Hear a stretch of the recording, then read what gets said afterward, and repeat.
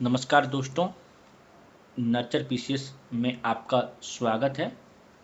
आज हम लोग जो है इस एनसीईआरटी सीरीज में 9वीं कक्षा की अंतिम पार्ट, अंतिम अध्याय चैप्टर 4 भारत में खाद्य सुरक्षा, फूड सिक्योरिटी इन इंडिया करेंगे। और इसके साथ जो है इस चैप्टर के साथ हमारा 9th क्लास की एनसीईआरटी खत्म हो जाएगा। फिर हम लोग जो है नेक्स्ट वीक से 10वीं कक्षा की एनसीईआरटी पढ़ेंगे। ठीक है, चलिए हम लोग बिना शुरुआत करते हैं। तो सबसे पहले फूड सिक्योरिटी इन इंडिया, खाद्य सुरक्षा होता क्या, किसको कहते हैं, क्या क्या कंपोनेंट होना चाहिए। Food security means availability, accessibility and affordability of food for all people at a time. मतलब जो आपके प्ले खाना है वो अवेलेबल होना चाहिए, उपलब्ध भी होना चाहिए, आप उसको लेने के लिए सक्षम भी हो और आप वहाँ तक पहुँच भी सकते हैं। 3 वर्ड है यहाँ पे, देखिए 3 कीवर्ड है। अवेलेबल मतलब क्या कि उतना उत्पादन होना चाहिए अगर आपको चाहिए तो। एसेसिबल मतलब आप वहाँ तक पहुँच सकते हैं। अब ऐसा नहीं कि उत्पादन में से मान लीजिए हो रहा है बिहार में और केरल में खाने के लिए नहीं, केरल तक पहुँचना चाहिए। और अफोर्डेबल भी होना चाहिए कि ऐसे दाम पे मिलना चाहिए जिस पे देश का हर नागरिक भोजन कर सके। ठीक है, इंडिया में जो फूड सिक्योरिटी है, खाद्य सुरक्षा के लिए जो है, और आप लोगों को बता दूं, जब देश आज़ाद हुआ था ना तो उस समय जो हम है फूड सिक्योर नहीं थे, फूड स्कार्स नेशन थे। मतलब हमारे पास खाने की कमी थी, हमें जो है निर्यात करना पड़ता था, सॉरी आयात करना पड़ता था, इंपोर्ट करना पड़ता था फूड। गेहूं हमारे पास अमेरिका से आता था PL480, और अमेरिका ऐसा देश था जो कि ये मतलब ये वहाँ का जो एक तरह से जो होता है ना निम्न स्तर का था, वहाँ के लोग नहीं खाते थे, वो हम लोगों को भेज देते थे और उसमें भी घास मिला के भेज देते थे। ठीक है, जो कि आजकल आप लोग बहुत ही देखिएगा, हर जगह वो घास हो गया, वो बीज था। उसको लोग जो है मजाक मजाक में क्या कहते थे, उनका नाम ही पड़ गया, कि जनरल नेम पड़ गया कांग्रेस ग्रास। क्योंकि आज़ादी के बाद जो सरकार थी, मेन सरकार किसकी थी, कौन सी पार्टी रूल कर रही थी आपको। पहली जनरल इलेक्शन 1952 में पहली जनरल इलेक्शन हुई थी, कौन सी पार्टी जीती थी, PLN के, पंडित जवाहरलाल JLN के नेतृत्व में, INC इंडियन नेशनल कांग्रेस। इसीलिए क्या कहा जाता है, लोग कहते थे कि अच्छा कांग्रेस के समय में आती है, कांग्रेस ग्रास नाम दे दिया गया। ठीक है, तो हमारा जो फूड सिक्योरिटी है वो किस चीज़ पे डिपेंड करता है जी, बताइए आप लोग। अभी मैंने हर लेक्चर में इसका जिक्र किया है, नीचे लिखा हुआ भी वैसे। पता है सबसे अच्छी बात क्या होगा, जैसे आप तीसरा है ना, तीसरा चैप्टर पढ़ लेते वीडियो देखने का, उसको चौथा भी पढ़ लीजिए, उसके बाद आइए ना, तो आपको फटाफट समझ में आएगा और आपको फिर दोबारा रिवाइज करने का जरूरत नहीं पड़ेगा और कोई क्वेश्चन नहीं छूटेगा। PDS पे करती है, PDS क्या है सर, इसको हिंदी में क्या कहते हैं, PDS को हिंदी मीडियम जन वितरण प्रणाली। ठीक है, PDS पे करती है। PDS का आप लोग का शॉप देखा आप लोग, हाँ, जिसको आप लोग डीलर कहते हैं, विक्रेता, जन वितरण प्रणाली विक्रेता, जहाँ से आप लोग को चावल, पहले तो केरोसिन भी मिलता था, अब शायद केरोसिन नहीं मिलता है, चावल, गेहूँ, चीनी, केरोसिन ये सब मिलता है। ठीक है, चना भी आता था ना, चना भी आता था, ये सारा चीज़ मिलता था। PDS को कौन सप्लाई करता है, फूड जी, उसके लिए कौन सी इंस्टीट्यूशन है, FCI, food corporation of India, Bharat खाद्य निगम। Food corporation of India, food corporation of India कहाँ से लेती है सामान, फूड कॉर्पोरेशन ऑफ इंडिया किसान से लेती है, किसानों से लेती है। किसान से किस रेट पे लेती है, न्यूनतम समर्थन मूल्य MSP पे लेती है। ठीक है, MSP कब लाया जाता है, साल में 2 बार लाया जाता है, कब, रोपने के बाद या पहले, या फिर काटने के बाद, ये फसल काटने के बाद, रोपने से पहले, साल में 2 बार। MSP कौन निर्धारित करती है, CACP, commission for agriculture cost and prices, ये कमिटी होती है, ये करती है। कितने चीज़ों के लिए आती है जी, 24। ठीक है, ये सारा जो है मैंने अभी बताया आपको। आपको लग रहा होगा कि 9वीं की क्लास में सर ये बता रहे हैं, ये सब क्या है, प्रीवियस ईयर है, ये सब चीज़ को आप लोग ध्यान में रखिए। अवेलेबिलिटी मतलब क्या होता है, एक्सेसिबिलिटी मतलब क्या होता है, means food is with in the reach of every person. Accessibility, affordability मतलब इनफ मनी टू सफिशियंट। ठीक है, अब इनमें से कोई 2 चीज़ भी रहेगा ना तो फूड सिक्योरिटी नहीं होगा सर। ये मानिए कि फूड बहुत है हमारे यहाँ, जैसे कि मान लीजिए आप एक है फ्यूचर विलेज, मान लीजिए, चलिए फ्यूचर विलेज, वहाँ पे क्या है, फूड बहुत है, बिग बाजार खुल गया जी, फूड बहुत है, सारा कुछ है, सारा हर तरीके का, मंसूरी है, गेहूं है, दाल है, चिकना है, सब कुछ है। गांव आपके गांव में है तो आप वहाँ पे पैदल जाके ले भी सकते हैं, लेकिन वहाँ के जो लोग हैं उसके पास पैसा ही नहीं है उतना खरीदने के लिए, इस मॉल में जाने के लिए। तब पर भी ये क्या हो गया, यहाँ वो जो विलेज हो गया, ये हमारा फ्यूचर विलेज, ये फूड सिक्योर नहीं हुआ सर। ठीक है, और फूड सिक्योरिटी के लिए जो है अमर्त्य सेन ने एक डायमेंशन दिया था फूड सिक्योरिटी का। ठीक है, देखिए 1975 में, इसको पढ़ लिया। अभी अमर्त्य सेन के बारे में हम पिछले लेक्चर में बताए हैं।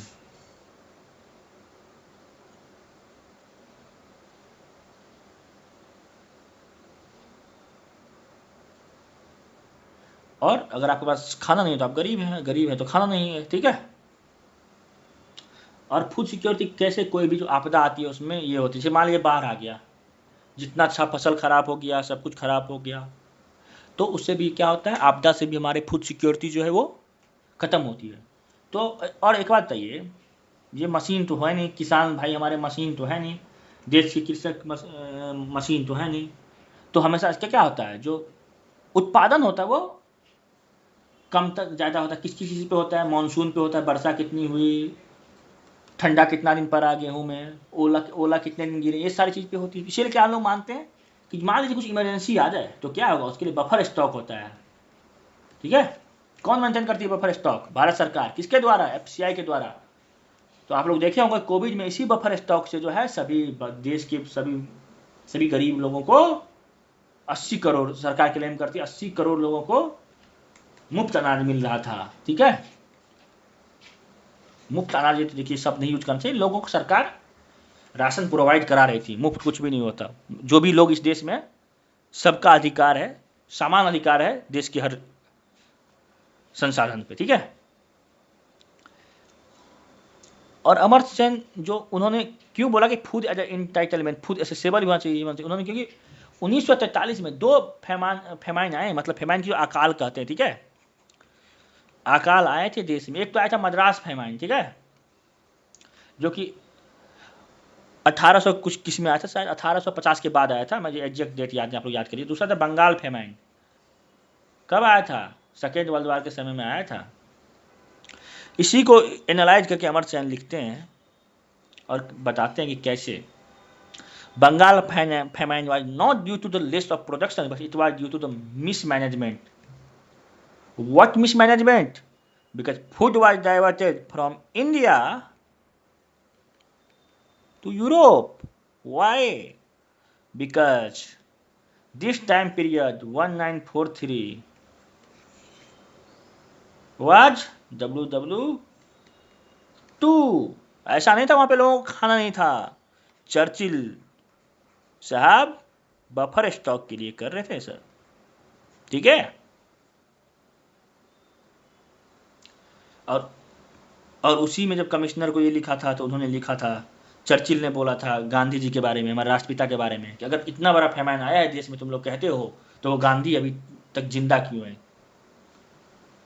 ठीक है,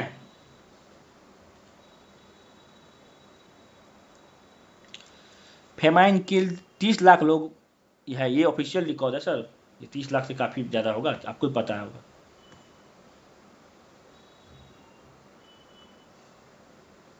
आगे बढ़ते चलिए। उसके बाद है who are food insecure. Food insecure कौन है, किनके पास असुरक्षित है भाई खाद्य से और खाना से, ये बताइए हमको।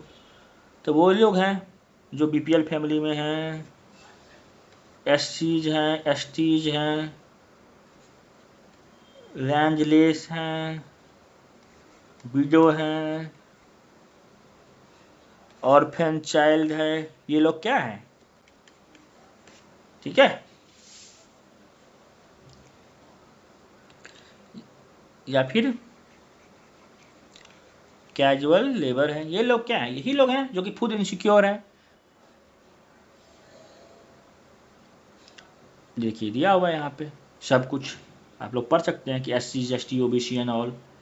एनएफएचएस ने बताया था कि 11 करोड़ लोग जो हैं ऐसा है। ये एनएफएचएस बहुत पुराना है जी, अब एनएफएचएस 5 आ गया है, नया रिपोर्ट वो आप लोगों को पढ़ना है। ट्राइबल, जो कि ट्राइबल लोग हैं उनमें ज़्यादा माल न्यूट्रिशमेंट होता है, मतलब कुपोषण होता है, उसके लिए डिफरेंट डिफरेंट स्कीम्स आता है, लेकिन ट्राइबल तक पहुंच नहीं पाता है।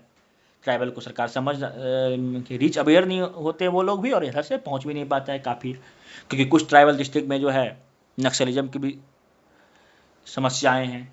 ठीक है, हंगर, गरीबी सिर्फ, देखिए भूखमरी जो है ना, भूख सिर्फ जो है ना, hunger is not an expression of poverty, बस यहाँ मैं लिख के मैं बताता हूँ आपको, hunger but it also determinant of poverty. ठीक है,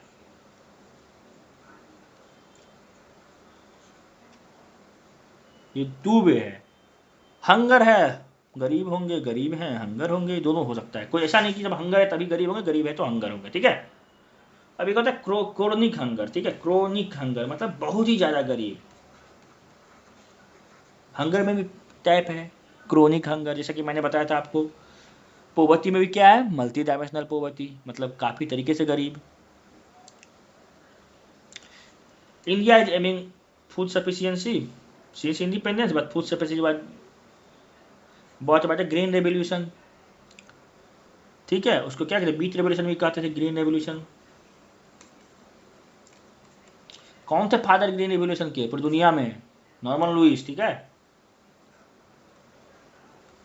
भारत में MS स्वामीनाथन, एक स्वामीनाथन कमेटी भी है जी। ठीक है, वही थे। क्या लाया गया था, ये प्री पैकेज प्लान था, इसमें क्या क्या था,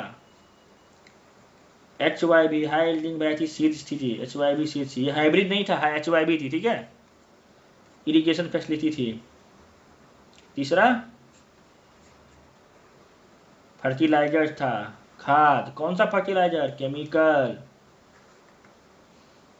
ठीक है, और यही जो है, ये इसको हर जगह नहीं यूज किया गया था, ये पंजाब, हरियाणा, पश्चिमी उत्तर प्रदेश के कुछ इलाकों में इसको लाया गया था। उसके भी अलग कारण है क्यों लाया गया था, क्योंकि जल्दी लाना था, और भी सारे बहुत सारे कारण हैं उसके, इसमें आप लोगों को नहीं जाना है।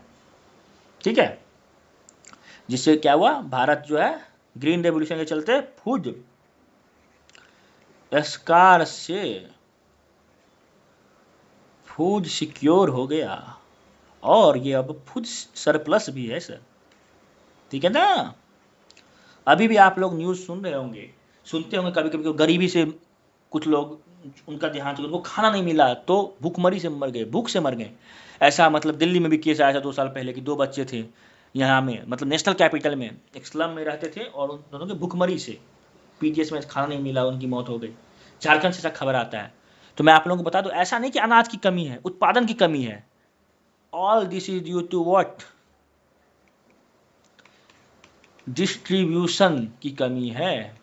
समझ रहे हैं, पहुंच नहीं पा रहा है वहां तक, इफिशियंसी इन डिस्ट्रीब्यूशन। ठीक है, इसको बढ़ाने के लिए एक स्कीम लाया गया, क्या है जी, one nation one ration card. समझे,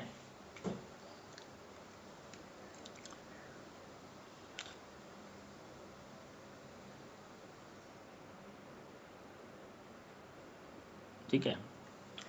आज, और ग्रीन रेवोल्यूशन के बाद एक भी कभी भी खाने की कमी नहीं हुई हमारे देश में, कंट्री ने अच्छे से वो किया।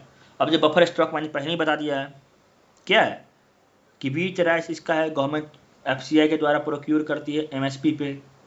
ठीक है, और उसको रखती है किस चीज़ के लिए बताइए, इमरजेंसी के लिए, आपातकाल के लिए। ऐसा ही एक बफर स्टॉक बनाने के लिए गोदाम बनाया गया था पटना में, उसका क्या नाम था जी बताइए, बफर स्टॉक, अनाज भंडारण के लिए एक इमारत है।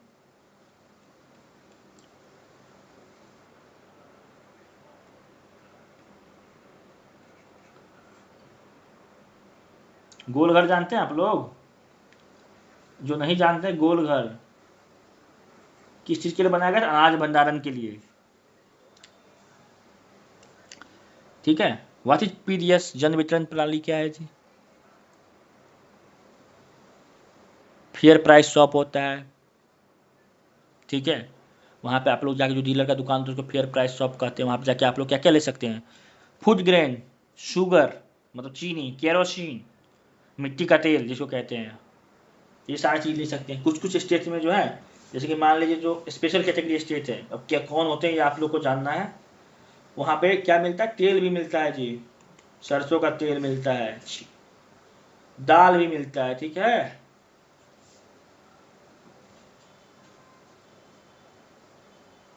ये देखिए, ये भी इंट्रोडक्शन ऑफ रेशनिंग जो मैं बता रहा था, चर्चिल वाला स्टेटमेंट, बंगाल में जब वो अकाल आया था उस समय का, जिसका कि जिक्र अमर्त्य सेन करते हैं अपनी किताब में, ठीक है। बच्चों के लिए कौन सा ये है, ICDS स्कीम है जी। ICDS के तहत आना नंबर आता है 0 से 6 साल तक के लिए, याद रखिएगा 0 से 6 साल। 3 दिन पहले मेरा एक परीक्षा था, उसमें मैंने इसको, हम कंफ्यूज हो गए थे, 0 से 3 साल मार के आए हैं, इसलिए हम आप लोग को ये बता रहे हैं कि आप लोग ये गलती मत कीजिएगा। उसके बाद पोवर्टी में अंत्योदय अन्न योजना है, उसके आगे भी स्कीम है, आगे पेज में हम देखते हैं, जिनके नापसा, ये one of the most landmark judgement sorry legislation by the parliament of India, ठीक है। इसका क्या है, ये है 75% रूरल पॉपुलेशन को, 50% पॉपुलेशन को जो है फूड सिक्योरिटी प्रोवाइड करना है। नापसा, अभी नापसा का कवर बढ़ा दिया जाएगा नेशनल फूड सिक्योरिटी एक्ट से, ठीक है। अभी जो सरकार एक स्कीम लाई थी कि उनका क्लेम है कि 80 करोड़ लोगों को हम राशन देंगे। उस स्कीम को रिवैम्प किया गया, प्रधानमंत्री गरीब कल्याण योजना, वही जो मैं बता रहा था आपको, यही योजना था जो कि फ्री में राशन दिया जा रहा था, किनको, कोविड के समय में, कोविड महामारी के समय में, ठीक है। अब देखिए पीडीएस का evolution, PDS government of India से था, पहले सबको मिलता था जी, फिर उसके बाद क्या कर दिया गया, रिवैम्प किया गया पीडीएस को। रिवैम्प पीडीएस में पीडीएस, टारगेटेड पीडीएस की किस इलाके में करना है, कितने लोगों को करना है, किस कम्युनिटी के लोगों को देना है, ठीक है। उसके बाद अंत्योदय 2 स्पेशल स्कीम लाया पीडीएस के लिए 2000 में। AAY अंत्योदय अन्न योजना 2000 में आया था जी, अंत्योदय अन्न योजना। अन्नपूर्णा स्कीम कब आए थे सब, 2000 में आया था, ठीक है। ये देखिए सारा कुछ है कि मतलब किसमें कितना खाना मिलता है, क्या मिलता है, नहीं मिलता है, वीट कितना मिलता है, राइस कितना मिलता है, इशू प्राइस क्या होता है, ये सारा चीज़ है BPL के लिए, APL के लिए।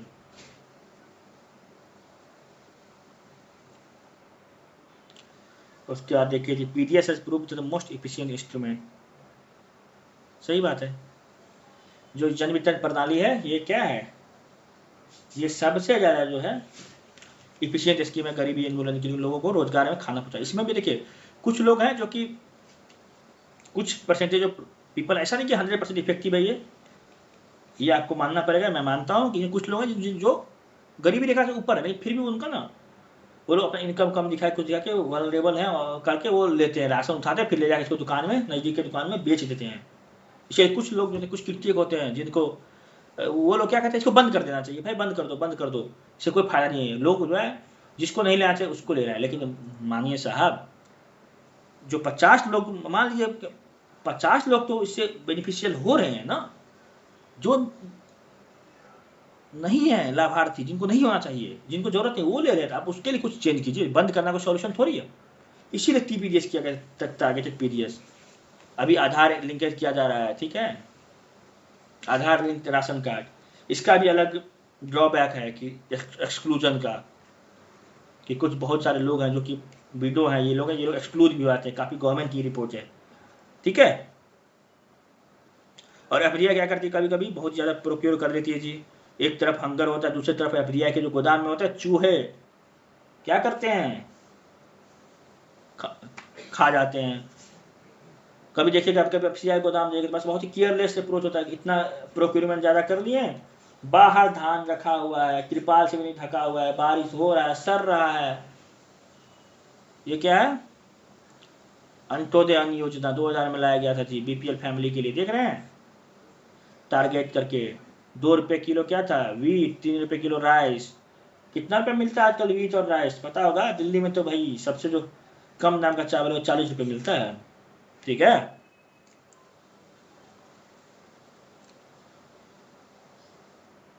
फिर उसको बढ़ाया भी गया। अंत्योदय योजना को देख सकते हैं आप लोग कि फूड कॉर्पोरेशन ऑफ इंडिया यहाँ पर दिया हुआ कितना बफर स्टॉक चाहिए, कितना न्यूनतम रखना चाहिए और कितना ये रखते हैं। क्यों ज़्यादा रखते हैं?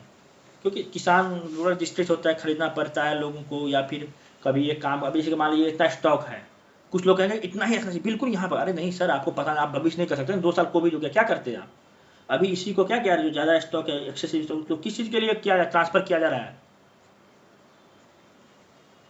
इथानॉल बनाने के लिए, समझे?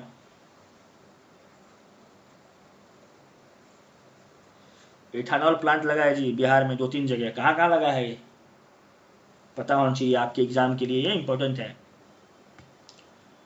उसके बाद हम लोग आते हैं, देखिए फूड ग्रेन सबसे ज़्यादा प्रोड्यूस कहाँ पे होता है जी? सबसे ज़्यादा प्रोडक्शन जो है वो होता है यूपी में जी, ठीक है। पंजाब हरियाणा, यहाँ पे सबसे ज़्यादा प्रोक्यूरमेंट होता है। क्यों क्यों होता है यहाँ पे सबसे ज़्यादा प्रोक्यूरमेंट? क्योंकि यहाँ पे पूंजीगत कैपिटलिस्ट फार्मिंग होती है, कैपिटलिस्ट फार्मिंग होती है जी, ठीक है। सरप्लस, लोग जीविका के लिए नहीं, मार्केट में उसको बेचने के लिए उगाते हैं, ठीक है। वैसे सबसे ज़्यादा जो उत्पादक है, प्रति एकड़ उत्पादन है, वो कहाँ पे होता है? वेस्ट बंगाल में होता है। लेकिन वेस्ट बंगाल से सबसे ज़्यादा ये नहीं होता, क्योंकि वहाँ पे जो है ना ज़्यादा कंजम्पशन में होता है। वहाँ पे मार्केटेबल सरप्लस होता है, एक मतलब बेचने योग्य आपके पास अधिक कितना है, मार्केटेबल सरप्लस, ठीक है। तो वो वहाँ पे कम है, और पंजाब हरियाणा वेस्टर्न यूपी यहाँ पे ज़्यादा है, ठीक है।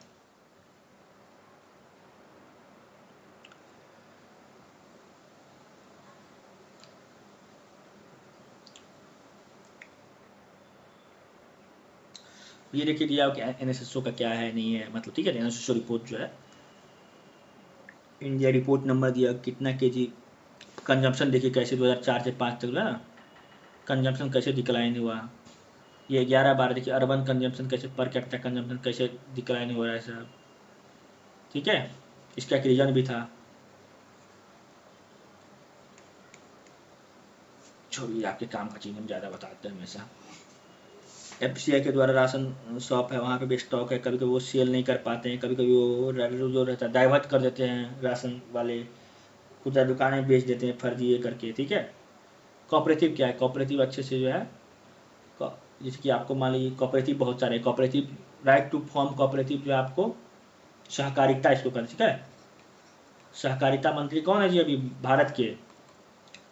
हमारे जो गृह मंत्री हैं अमित शाह जी, वही हैं, ठीक है। फंडामेंटल राइट 97 संविधान के संशोधन से आया था ये। कौन सा आर्टिकल है? Right to form cooperative 90C, ठीक है। बिहार में कौन कौन से कोऑपरेटिव है बताइए? देश में तो सबसे बड़ा कोऑपरेटिव कौन सा है? अमूल दूध पीता है इंडिया। हमारे यहाँ कौन सा है? कौन सा दूध पीता है जी बिहार?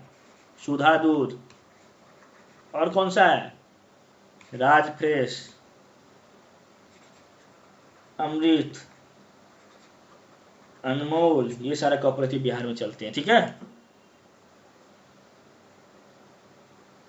ठीक है। दिल्ली गुजरात में देख रहे व्हाइट रेवोल्यूशन लाया गया था। व्हाइट रेवोल्यूशन किसी से लेते थे जी? ऐसा पूछा हुआ क्वेश्चन, व्हाइट रेवोल्यूशन किससे है?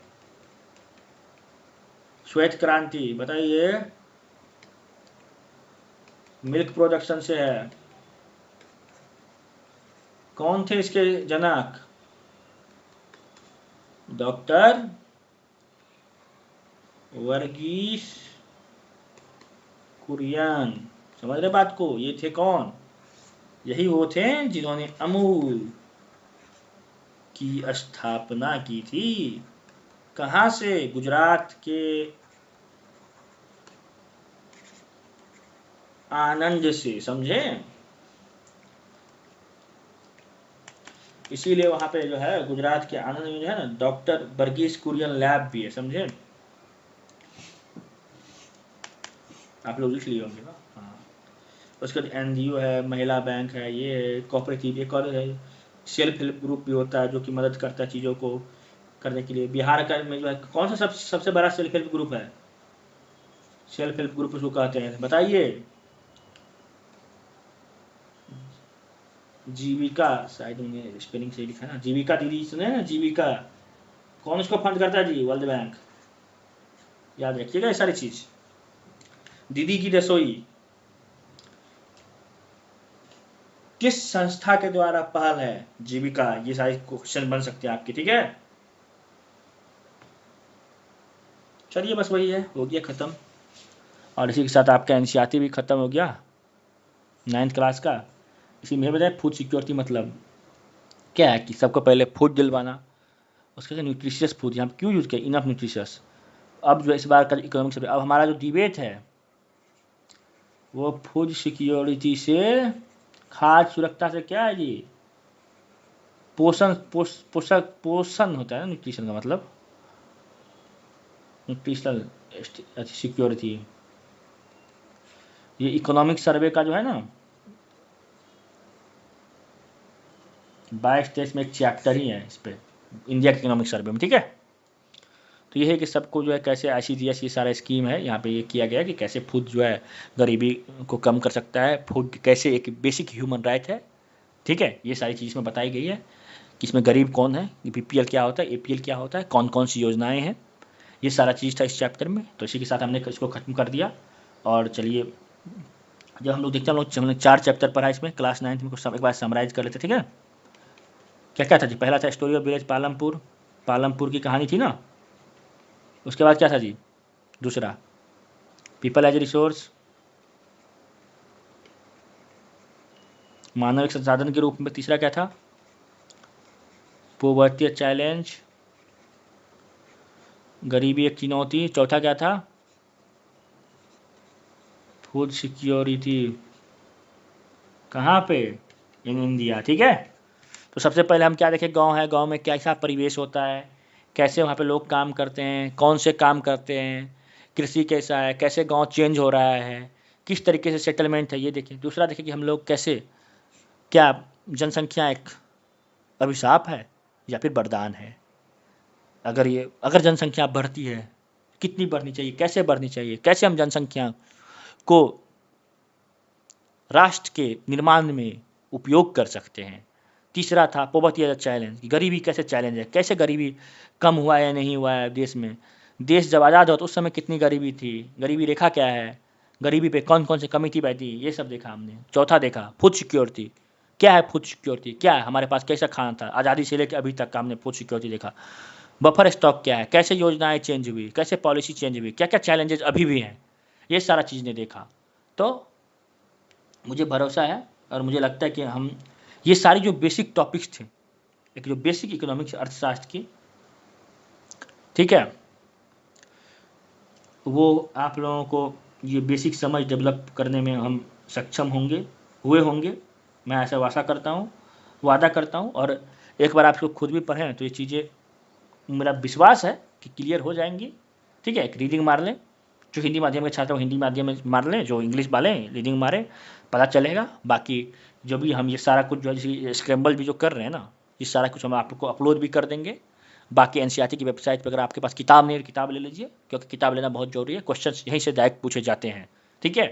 अभी तो मैं आपको पढ़ा रहा हूँ, अभी बहुत ज़्यादा, क्योंकि शुरुआती दौर है तो बहुत ज़्यादा क्वेश्चन मैं नहीं करा रहा हूँ, ठीक है। लेकिन जब हम 11वीं का क्वेश्चन करेंगे तो एक बार क्वेश्चन भी कराएंगे, तब फिर हम आपको बैक लाएंगे इन सारे एनसीईआरटी, फिर दिखाएंगे कि कैसे जो हमने हाईलाइट करा था, ठीक है, या फिर कैसे लाइन बाय लाइन से उठा के क्वेश्चन पूछा गया है, ठीक है। वैसे आपको आ जाएगी भारत की अर्थव्यवस्था की किताब, आ जाएगी, रमेश सिंह की किताब आती है, यूपीएससी में लोग बहुत पढ़ते हैं। उतनी मोटी किताब में तो आप 3 सब्जेक्ट की तैयारी कर लीजिएगा साहब, ठीक है। तो जो सब पढ़ रहा है वो नहीं पढ़ना है, हमको एग्जाम फोकस होकर पढ़ना है, ठीक है, क्योंकि 90 दिन बाकी है अभी लगभग, अब तो कम हो गया था 90 दिन से, सॉरी। और बाकी हमारा जो 75 दिन का प्लान है वो आप फॉलो करते रहिए। और कोई भी दिक्कत हो, कोई भी समस्या हो तो आप हमें कांटेक्ट कीजिए नर्चर पीसीएस पे, ठीक है। तो थैंक यू सो मच।